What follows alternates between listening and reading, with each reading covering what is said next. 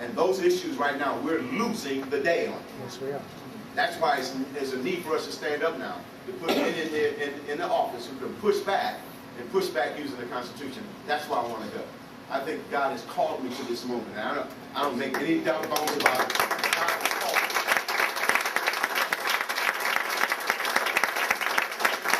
I think He's calling some of you.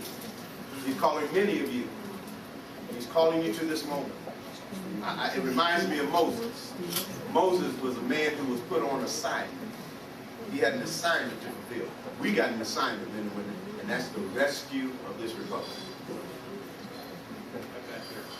I have a question concerning, this isn't flattery, this is just a fact, the value of yourself to the community for this upcoming campaign. Yet, as a pastor, I would be concerned that you might be vulnerable in law as far as using a podium in a church for a political issue, because I think that's exactly where this government would attack in order to shut you down and others like you going through the churches, the conservative churches throughout America.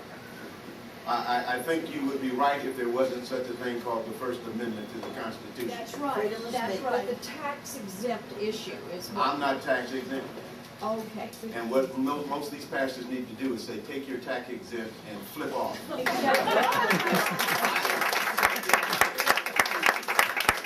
And my exemption does not need to come through the IRS.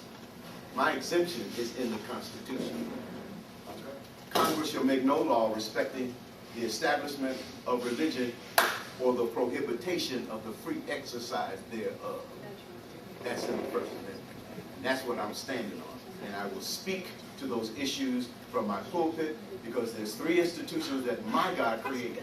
He created the family, the church, and the government. And He has something to say about all three.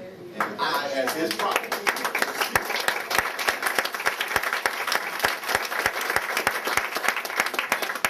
what the pastors need to do. I was a part of a pulpit initiative that was sponsored by the Alliance Defense Fund, and I was one of about 33 pastors who agreed to endorse a political candidate from across our pulpit. And so the Alliance Defense Fund said, now, we want you to record your sermon and send it into the IRS. We went from 33 down to 13. And so I did it. I recorded mine, sent it into the IRS, said, I did it. Yeah, me, I did that. Yeah, I did it. And I haven't heard from them yet. Not one word from them yet. Because they know we got them on the First Amendment. We got them on the First Amendment. And I don't have a 501c3. And I won't have one. Because I don't need one. I don't need one. Jane, why don't you stand up? Stand up, please. I was just wondering if you've engaged your opponent or invited her to a debate, because I think if people hear you and hear her, the choice is easy. Oh, yeah. That's why she won't debate. There have been several attempts to try to get her into a debate with me, but at this point she feels like a flea on an elephant. She flips me off. Well, then a follow-up question would be, how do you get the word out? How do you get the visibility to get in front of her constituents that are so tunnel visioned to what she's done over the years? You knock on doors, you press hands, you talk to people. I go to shopping centers, shopping malls, I hand out my literature. I talk to people, I meet them in venues. I go to Chamber of Commerce meetings. I just come from a DeSoto teachers, what is that called? Convocation. TEA? No, it's something else. Convocation. TEA? It's a convocate or something out like that. And I went in and I met the teachers there, and I met the principal, and I handed out my literature, and I talked to them about why I was running. I talked to the mayors in these cities that are a part of the district, let them know why I'm running, about economic development and having a business-friendly strategy that will facilitate businesses moving into the 30th district. Out of all the districts in the Metroplex, the 30th district lags behind. More unemployment, more home foreclosures, right there in the 30th district, because she has not done anything. Do you have like a little fact sheet for those of us that may want to walk the neighborhoods for you to show what she has not done for her constituents? We're working on it. We're working on it. In fact, we just talked about that at one of our meetings today, that we're going to produce that document. Awesome. That'd be awesome. But Do you know what the poll numbers are right now, just I'm for sorry? grants? What the poll numbers are for grants, you versus her? The poll numbers. Poll numbers for her versus me? Yes. No, we don't know what they are. Okay. Our unscientific poll tells us this: her support is soft, and that most people recognize her, but they recognize her with a negative. My ID is kind of low right now, but it's coming up. And that's why we need financial support to get billboards up. We want to do a bus advertisement on the buses that are driving in the district. We can put my face up there. You see my car out here is wrapped with my face. And so, you know, we got to get the ID up, and that's happening. I'm going on radio shows, talk shows, locally that is, so that people can hear me. And Great. once people hear what I'm talking exactly.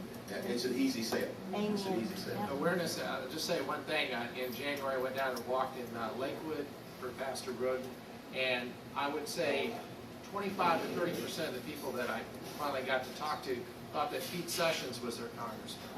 And it is an awareness thing that they're going to either be surprised or they're just not going to vote. I mean, I was kind of shocked by the whole thing. It's amazing. It's really important to get out and The talk to them. Republican base in the 30th district has been suppressed.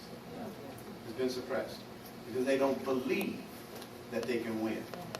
But now they're activated unlike they've never been before because they see that I am a viable, realistic chance of beating Eddie Bernice Johnson. And I think we can get those Republicans to the polls. And if I can steal 10 to 15% of the African American vote and get as many as 40 to 50% of the Hispanic vote, which is realistic, I'll beat her in a landslide. That's doable, men and women. It's doable. Is there an issue there, Pastor, where there's a lot just pulling that lever for the Ds, and do you have a strategy to overcome that? Right. When we go out and we talk, we tell them to vote their values, not the party, that their values trump the party. And many of them are hearing that message and understanding that. I think they're going to be encouraged to do the straight D, but once they see me and know who I am, that's going to make a difference.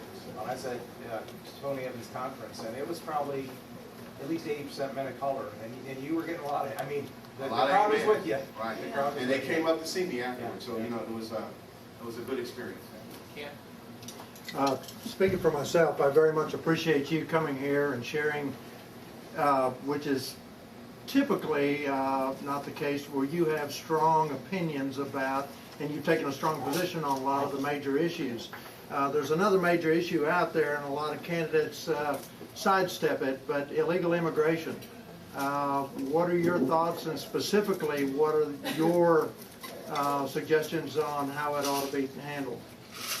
Well, I don't think we need to sidestep it. I think we need to take it straight on, head on. It is an issue in our culture. It is a problem that we need to deal with. I think we need to seal the border. That's first and foremost. We need to seal it. And we seal it because there is a realistic, terroristic threat that's out there. There's some OTMs that are coming across, other than Mexicans who are coming across, who have an evil intent for our nation. And they're in our nation now. So we need to seal that border, and we need to do whatever is required to make that happen.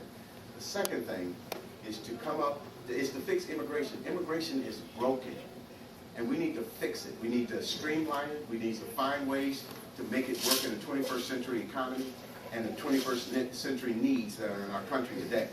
And so we need to fix it so people can get in line and go through the process and become citizens. And then the real issue is, what do you do with all of these people who are in the shadows? I think you need to bring them out the shadows. And the way you bring them out the shadows is through a guest worker program. And get them in line to sign up to become a guest worker. Now, it has to be some regulatory means by which to do that and some criteria by which to do that. I think the criteria is this, and I've been thinking about it for some time, that everyone who's been here can prove that they've been here from 3 years and up can get in line to become a guest worker. Everyone from 2 years and under, out you go. Out you go. And that way you don't have people rushing across because we got this guest worker program coming so they can get on the program. So they have to prove that they have been here for at least a minimum of 3 to 5 years, and that they've been working, that they're not criminals, and that they can get in line, get that guest worker program. That's not becoming a citizen, and that's not amnesty.